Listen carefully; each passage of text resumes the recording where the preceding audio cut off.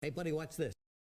Hello, Regis Gilbin is the name and Hearthstone is the game, and believe it or not, it's time to review some newly announced Hearthstone cards. That's right, Blizzard just revealed that 4 new cards are going to be entering the Classic set in the next month. So very soon we'll have some new cards to play with in standard format Hearthstone, and presumably they'll be in the game in Classic set basically forever. So this is a huge development, pretty exciting. So of course I want to spend some time talking through these cards in some detail. That said, let's just go ahead and jump into the 4 brand new Classic Set Hearthstone cards. So up first here we have the new Rogue card, Pilfer, and it features Reno Jackson in the artwork, which is pretty funny. Sorry about the low resolution of these cards, by the way. That's just how Hearthstone served them up. There's not any high quality versions out there yet. But Pilfer, a 1-mana spell for Rogue, and it's going to introduce a theme that we're going to see in a few of these cards in this review, which are essentially 1-mana cycle cards that turn themselves into a random thing that's relevant for that specific class.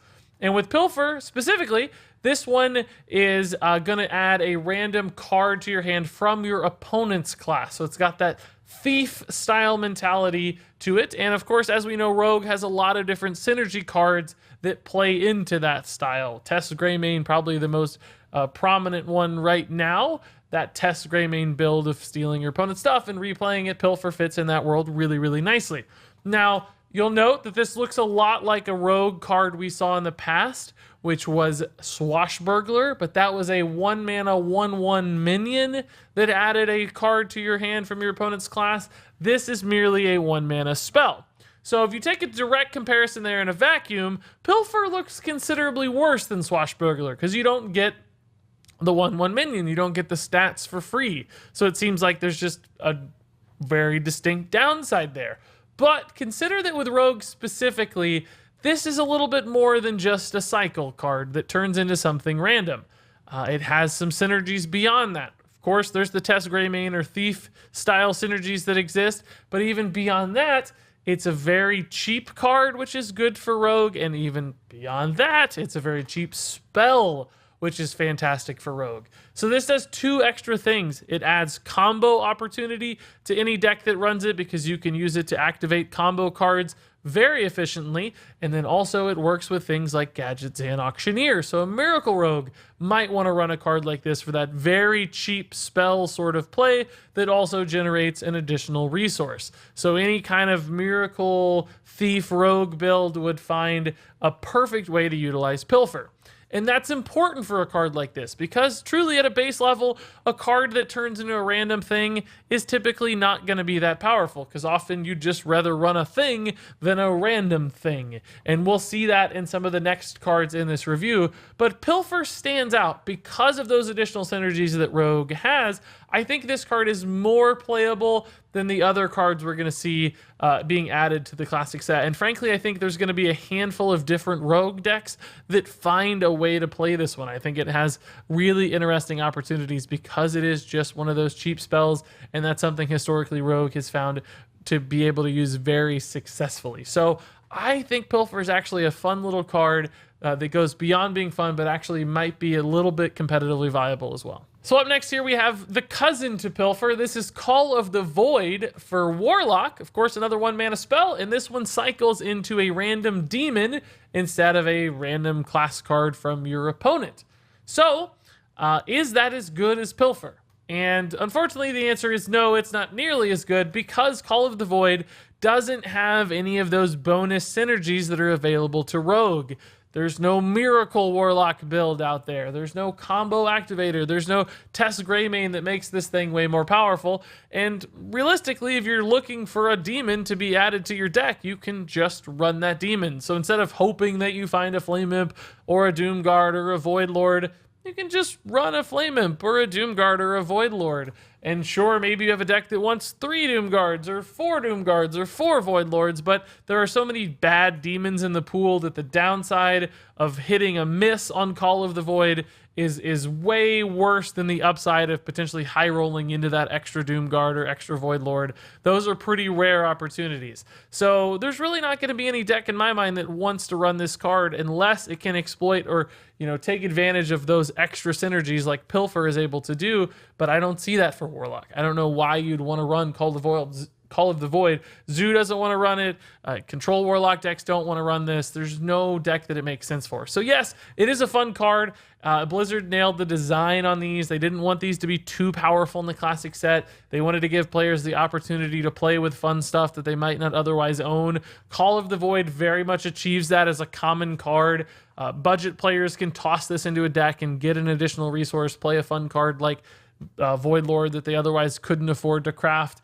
And that's awesome. That's cool. You could even get something like Lord Jaraxxus from Call of the Void, which is amazing. But from a competitive standpoint, it's just not going to offer the consistency or support that a deck needs to necessitate running this. Therefore, it's going to fall short. This card really won't see play in most meta decks unless something changes drastically and spell synergies suddenly matter for Warlock. That means Call of the Void, unfortunately, a really weak card in my mind. So now let's move on to Tome of Intellect, and I think this one falls somewhere in between Pilfer and Call of the Void. You'll note it's exactly the same as the other two. 1 mana spell that cycles something into your hand. This one, in fact, is much like Babbling Book, a card we saw in the past, just like Pilfer is equal to Swashbuckler. Tome of Intellect is equal to Babbling Book. It's the spell without the body attached, which at a base level looks like a downside, but do keep in mind that Mage does have some ways to utilize spell synergies. Probably not as much as Rogue with the combo activation, the Thief synergy, the Gadgetzan stuff. That's like 3 different ways Pilfer makes sense. With Mage, it's really just tempo cost reductions from cards like Sorcerer's Apprentice that make Tome of Intellect better. Because if you can play this for 0 mana with a Sorcerer's Apprentice, that might be a little bit more exciting. It buffs things like Mana Worm very efficiently as well. So I do see a potential line for Tome of Intellect to make sense in an early, fast, aggressive Mage deck that's looking to make tempo plays. Now, this does not impact the board as directly as other 1 mana spells for Mage like Arcane Missiles, so I don't think it would supplant a card like Arcane Missiles or maybe even Mirror Image, but, you know, as cards rotate out and rotate in, Tempo Mage is an archetype that seems like it's going to stick around. Mana Worm into Sorcerer's Apprentice is just such a good opener, both a part of the classic or basic set. So that seems like it's not going away. Tome of Intellect could fit right in if there are other cards that rotate out and maybe you need to shuffle in a couple things extra to get the deck list complete. So I think this card is playable. It's, you know, Babbling Book's cousin, I guess. Better in some ways, worse than others, but I don't think it's necessarily going to see play right away or right now. It's just one of those things to keep in your back pocket, keep in mind, because it might be viable at some point down the road. I mean, imagine, for instance, Primordial Glyph rotating out eventually. That might be something you need to replace in a Tempo Mage deck. Boom, Tome of Intellect fills in the gap there, becomes a playable card. So is this dominant? Is this in every version of Mage? Absolutely not. But I do think it has the potential to slot in occasionally, make a small impact, become, you know, card number 26 through 30 of aggressive Mage deck. So don't give up hope on this one completely. I think this has some competitive viability, just a little. And then finally, we have one other Mage card here. This is Icicle for 2 mana. And this one reads, deal 2 damage to a minion, and if that minion's frozen, then you draw a card. So a little bit more direct impact here, different than the other 3 cards. Bit of a little baby removal spell with some potential upside in a freeze synergy scenario. But for Icicle, unfortunately, I think this card's just a little bit awkward and sort of a tweener, one of those cards that falls between the gaps. So I guess the most obvious comparison to Icicle is probably Frostbolt, another 2 mana spell. Frostbolt, though, of course, does 3 damage and can be used on both minions and heroes. So it has applications as a board clear card or single target removal or stall, and it has applications as face damage, and that's what makes Frostbolt so good. It's this ultimately flexible card. Icicle, on the other hand, first off, does less damage to a minion, It does not freeze a minion in a pinch. Remember, this only does the damage. It's not like Frostbolt where it freezes it. So it doesn't have that stall or single target removal aspect to it as much. It can only remove smaller things, and it doesn't stall them out if they're bigger things. So far more awkward to use than something like Frostbolt. Also, this condition that if it's frozen, you get to draw a card. I think that's going to be very awkward to use. There are obviously freeze cards in Mage like Blizzard and Frostbolt and Cone of Cold that could set this up. But typically we don't see, a cheap card like Icicle making sense. If you're blizzarding a board, you're probably not necessarily going to want to follow it up with Icicle. Your deck is slower. You may not need as much card draw. You're running bigger things. So I don't know if it lines up there. Cone of Cold, a card that's not seen much. Frostbolt into Icicle doesn't feel very good. That's 5 damage to something. You cycle a card, sure, but it just doesn't feel like it goes very far, has a lot of depth or power to that play. Seems like a fairly inefficient use of your resources. So I don't know when the second half of Icicle becomes relevant or impactful. Certainly the fact that this exists off of things like Primordial Glyph, it'll show up sometimes and it will be fine. It's not inherently bad. It's just not the kind of card that I see a deck making room for in its list. So I don't think Tempo Mage really wants to run this. There are more impactful cards like Cinderstorm and Arcane Missiles that address minions on board, but also have the potential to swing face. Frostbolt, obviously, as well, since I talked about that a lot. But Icicle just doesn't work as well in that sort of environment. It doesn't benefit as much from cost reductions. The synergies aren't there. And then control decks will have bigger and better ways to deal with things, right? This one won't go as far as some of the other options that control Mage decks would run. So who runs it? Why do they run it? And what impact does it make? When I ask those questions, it falls short on all of those. So to me, Icicle's not necessarily terrible, just not a card that I see anybody finding a reason to run, so I don't think this one's going to see much competitive play. And there you go, guys. That wraps up for my detailed review, so I guess we'll jump into some quick reviews. Pilfer is a 3-star card. Call of the Void is a 1-star card.